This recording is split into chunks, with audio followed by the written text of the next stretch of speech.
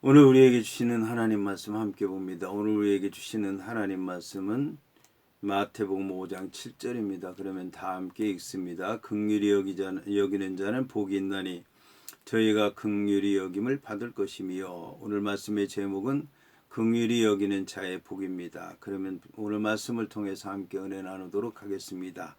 오늘 말씀을 보면 긍휼히 여기는 자는 복이 있나니 그들이 긍휼히 여김을 받을 것이다라고 시작을 합니다.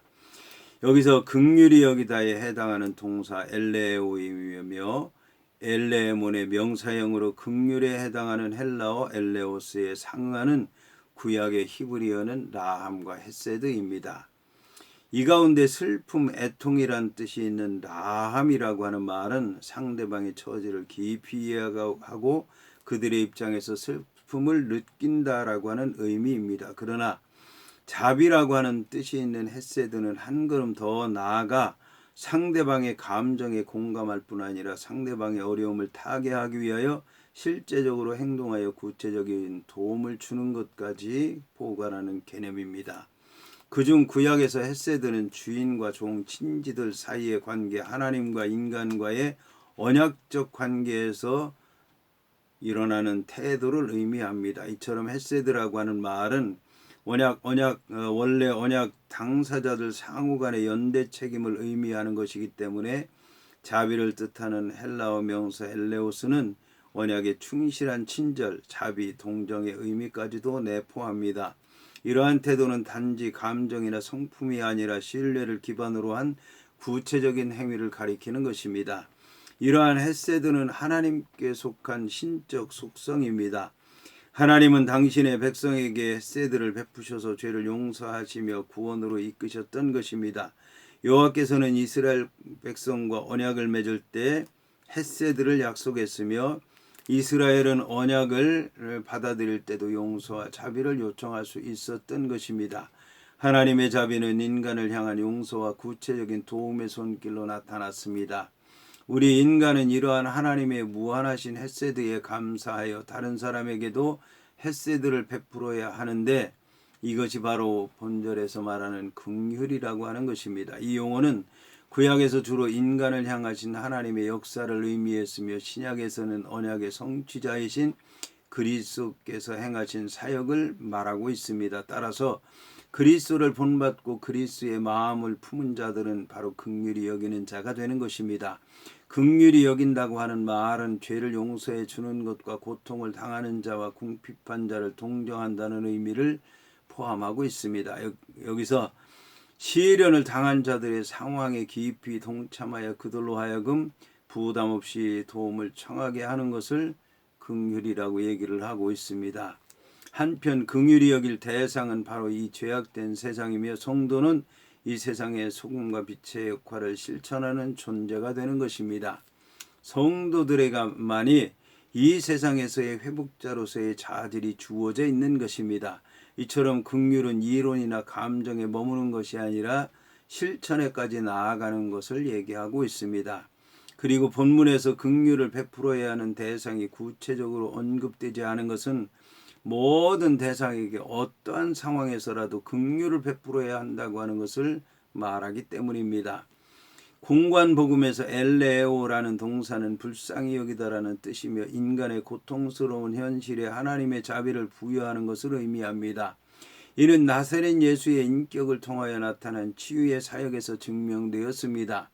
한편 인간이 인간에게 베푸는 자비는 엘레에오나 엘레에몬으로 표현되었습니다. 이 모든 경우에서 강조하는 것이 하나님의 자비입니다.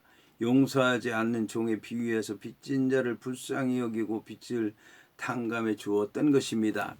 이와 같은 성경에서의 실천적 긍휼은 1만 달란트의 채무를 탕감받은 자가 100데나리온밖에 되지 않은 채무를 진 자에게 인색하고 모질게 구는 것에 대해 꾸짖으시는 예수의 비유에서 역설적으로 보여지기도 합니다. 이처럼 긍휼은 단순히 감정을 뜻하는 것이 아니라 선을 베푸는 적극적이고 구체적인 행위를 가리킵니다. 굶주린 자에게 자비는 먹을 것을 주는 행위를 가리킵니다. 하나님께서 당신의 백성들에게 긍휼을 베푸셨기 때문에 그들도 이웃에게 적극적으로 긍휼을 베풀기를 원하신다고 예언자들은 말하고 있습니다. 이처럼 긍휼히 여기는 자는 긍휼히 여김을 받는다고 말하고 있습니다. 본절에서 긍휼히 여김을 받다는 말에 해당하는 엘레데손타이는 엘레오의 직설법 미래 수동형으로 소위 신적 수동태입니다. 신적 수동태라고 하는 것은 인간에 의해서 이루어지는 것이 아니라 하나님에 의해서, 하나님의 뜻에 의해서 하나님께서 계획하신 대로 이루어지는 것을 신적 수동태라고 얘기를 하고 있습니다. 여기에 미래형이 사용된 것은 자비를 베풀어 주시는 분이 하나님이실 뿐만 아니라 신적인 복이 종말론적인 성격을 지니고 있다라고 하는 것을 얘기하는 것입니다.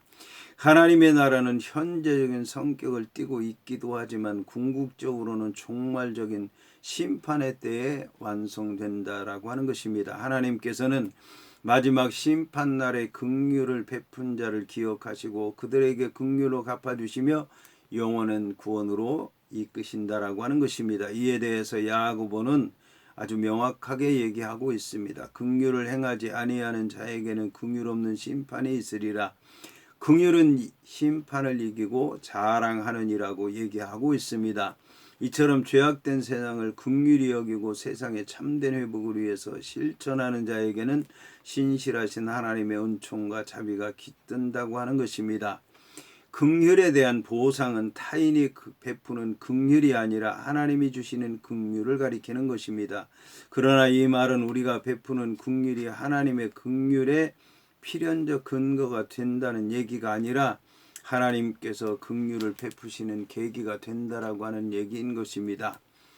보통 우리가 살아가는 가운데 긍휼이라고 하는 말은 잘 사용하지 않습니다. 세상 사람들과 살아가는 그런 가운데서는 긍휼이라고 하는 말을 쓰지 않는다라고 하는 얘기입니다. 우리말 사전에 긍휼이라고 하는 말을 보면 불쌍히 여기다, 가엾게 여기다라고 설명되어 있는데 불쌍한 사람을 도와줬다고 해서 긍휼히 여겼다, 베풀었다고 얘기하지 않습니다. 부모가 자식을 사랑하는 것에 대해서 긍휼히 사랑한다고 얘기하지 않습니다. 대통령이 백성을 긍휼히 여긴다는 얘기도 하지를 않고 있습니다. 따라서 긍휼히 여긴다고 하는 것은 하나님께서 인간을 향해서 가진 마음을 표현할 때만 사용된다라고 하는 것을 알 수가 있습니다. 자, 이러한 말씀을 생각할 때 우리의 행복이 의에 줄이고 목마른 자로서 의의 문제가 나왔는데 그 다음으로 행복으로 주어진 말씀이 긍휼이라고 하는 데는 의미가 있습니다. 왜냐하면 의와 긍휼은 언제나 함께 가야 된다라고 하는 얘기인 것입니다. 의만 내세우다 보면 무서운 심판이 계속될 수가 있습니다. 옳지 않은 모든 것에 대해서 의의 기준으로 심판하게 되면 남을 사람이 없는 것입니다. 그러므로 이 의 다음에는 긍휼이 뒷받침해 주어서 하나님의 자비에 의한 은혜를 받도록 되어져 있는 것입니다.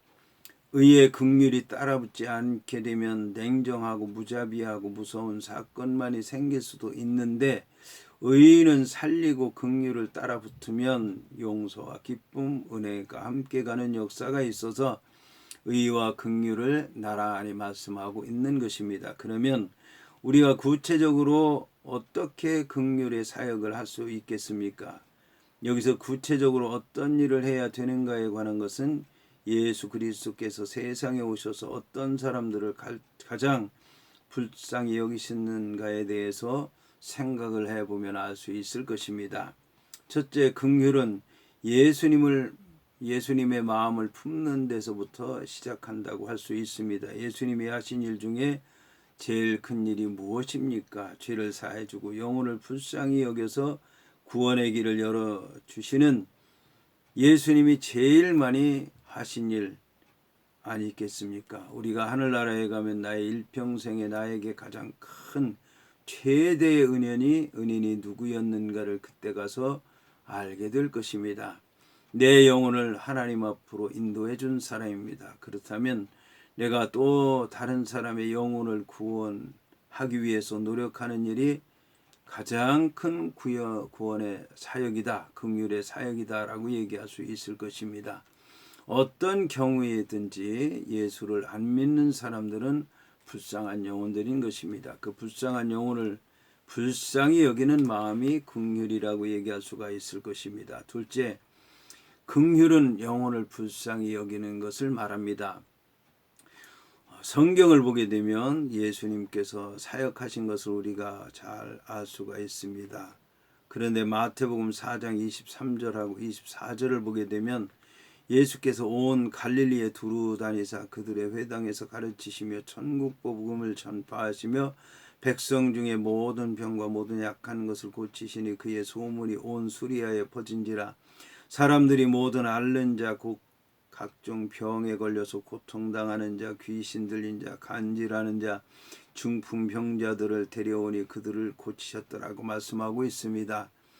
이것이야말로 예수께서 영혼을 긍휼히 여기셨기 때문에 하신 일들이라고 얘기할 수 있을 것입니다. 우리도 예수님을 따라서 영혼을 불쌍히 여기는 마음으로 대하고 그들을 주의 앞으로 인도하고 그들을 위해서 일을 해야 될 줄로 믿습니다. 셋째, 긍휼은 같은 마음을 품는 것입니다. 예수님은 배고픈 군중에게 빵을 나눠주어서 오병이어의 기적을 일으키셔서 다 배불리 먹도록 하셨습니다. 예수님은 배고픈 사람들과 같은 마음을 품었던 것입니다. 예수님의 모든 사역은 거기 벳세다 들녘에서 빵을 나누어 줄 때도 무리를 불쌍히 여기사 불쌍한 사람들을 불쌍하게 볼 수 있을 때 주는 마음, 그것이 바로 긍휼인 것입니다. 야고보서 2장 13절을 보게 되면 긍휼을 행하지 않는 자에게는 긍휼이 없는 심판이 있으리라고 말씀하고 있는 것입니다. 여러분, 긍휼히 여기는 자가 복이 있습니다. 긍휼히 여기는 마음으로 살고 긍휼히 여기는 마음으로 섬기고 긍휼히 여기는 마음으로 사역하시면서 사시기를 바랍니다.